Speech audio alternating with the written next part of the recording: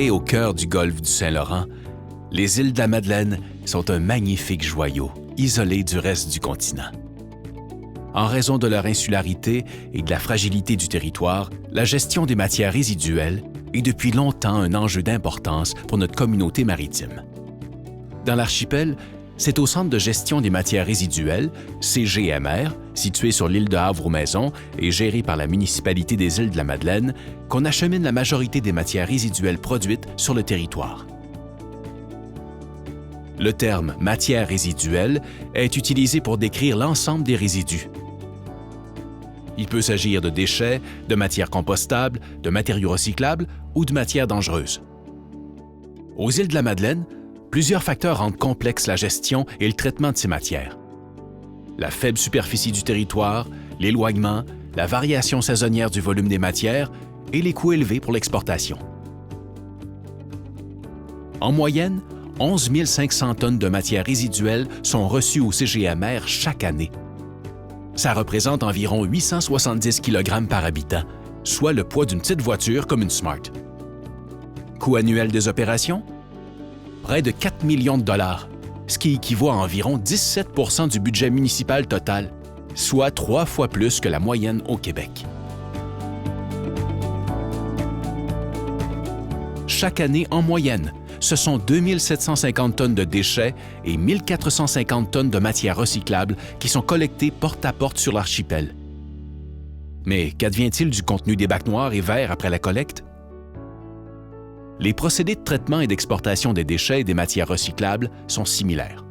Par contre, ils sont réalisés séparément et leur destination finale est différente. Les résidus collectés sont d'abord acheminés au CGMR afin d'y être préparés pour leur transport hors de l'archipel. La matière est compactée et emballée pour optimiser l'utilisation d'espace et faciliter la manipulation.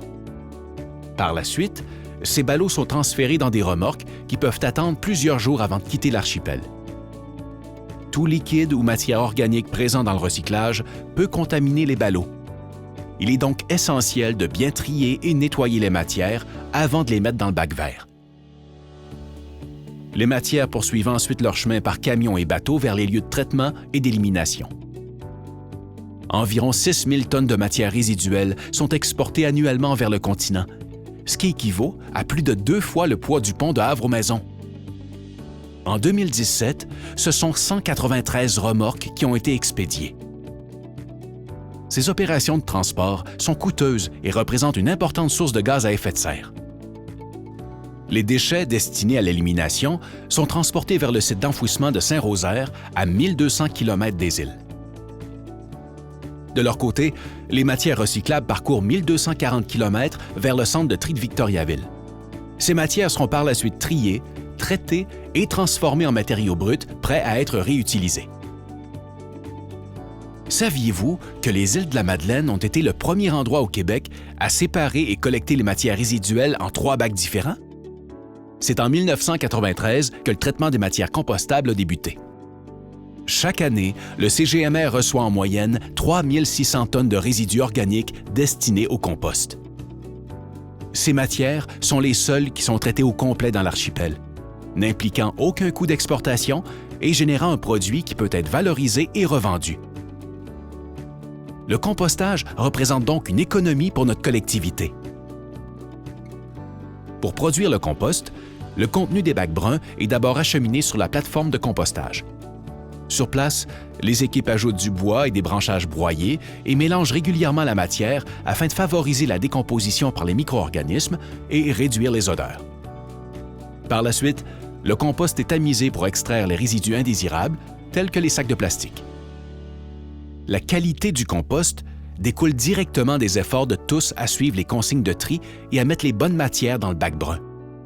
Il est important d'éviter d'y mettre des matières inadéquates, telles que des cartons plastifiés, des boîtes de jus et toute forme de plastique. Il est également préférable d'éviter les sacs de plastique compostables. En se décomposant, ils se fragmentent en petits morceaux qui partent au vent et se retrouvent dans l'environnement. Un bon choix consiste à mettre les matières en vrac dans la petite poubelle à compost et d'en doubler l'intérieur avec un sac brun ou du papier journal pour diminuer l'humidité, les odeurs et le nettoyage. On les transfère ensuite tels quels dans le bac roulant.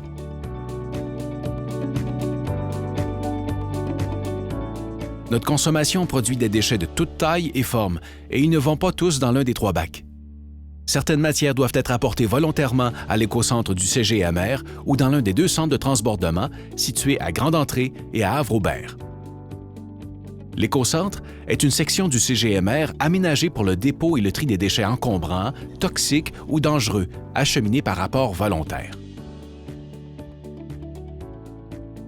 Les matières apportées par les résidents au centre de transbordement sont par la suite transférées à l'écocentre. Il est important de s'assurer que les matières apportées pourront facilement être triées sur place et d'attacher son chargement avec un filet ou une bâche pour éviter les envols sur la route. Parmi les grandes quantités de matières résiduelles reçues au CGMR, certaines doivent être triées, démantelées, vidangées, compactées ou isolées. De nombreuses opérations qui augmentent les coûts de traitement.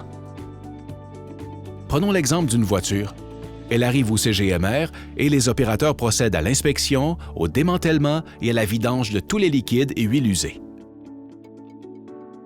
Par la suite, le véhicule est entreposé avant d'être compacté et exporté sur le continent pour le recyclage du métal. Environ 150 voitures sont apportées au CGMR chaque année. Certaines matières peuvent contaminer l'environnement et causer des problèmes de santé. Corrosifs, inflammables, toxiques et explosifs. Les résidus domestiques dangereux ne vont clairement pas dans un bac. Huile moteur, antigel, ampoules fluorescentes, résidus de peinture, batteries, solvants, pesticides et engrais, chacun de ces types de résidus requiert un traitement spécifique. Une fois reçus au CGMR, ils sont préparés en vue de leur expédition vers des sites de traitement spécialisés. Par exemple, les réfrigérants contenus dans des appareils électroménagers sont vidangés. Le métal est ensuite récupéré. Les déchets électroniques contiennent des composantes qui peuvent être recyclées ainsi que des matières dangereuses. Pour cette raison, ils sont expédiés vers des sites de traitement spécialisés. En 2017, c'est presque 54 000 kg de déchets électroniques qui ont été exportés des îles vers le continent, soit le poids de 7 autobus scolaires. Aux îles, une vingtaine de personnes sont employées pour la gestion des matières résiduelles. Ces hommes et ces femmes sont indispensables au bon fonctionnement de notre société et au maintien d'un environnement sain sur notre archipel. Le respect des consignes de tri est important pour la sécurité de ces travailleurs. Prenons quelques instants pour réfléchir à notre consommation. La publicité nous incite à suivre les modes, rechercher la nouveauté et acheter toujours plus de produits. Tous ces objets dont nous nous débarrasserons un jour génèrent une quantité impressionnante de déchets. Certes, on ne peut éviter toute consommation. Mais la prochaine fois que nous voudrons faire un achat, posons-nous la question: est-ce que j'en ai vraiment besoin? Est-ce que je peux l'emprunter? Est-ce que je peux le réparer ou le recycler? Des organismes comme Réutile, la Matériothèque, le Comptoir familial et la coopérative La Machine œuvrent à la valorisation des matières qui peuvent être réutilisées. Ces entreprises d'économie sociale emploient une vingtaine de personnes et jouent un rôle important sur notre territoire. En plus de conscientiser les citoyens, elles permettent de détourner annuellement entre 800 et 1000 tonnes de matières résiduelles de l'enfouissement et de l'exportation en offrant une deuxième vie à nos objets de consommation. Malgré tous les efforts pour inciter les Madelinots à gérer leurs matières résiduelles de façon responsable et adéquate, encore aujourd'hui, des individus se débarrassent de leurs déchets dans nos milieux naturels. Ces comportements nuisibles entraînent des conséquences néfastes pour les écosystèmes et des coûts importants pour notre collectivité. Heureusement, ces gestes inacceptables se font de plus en plus rares.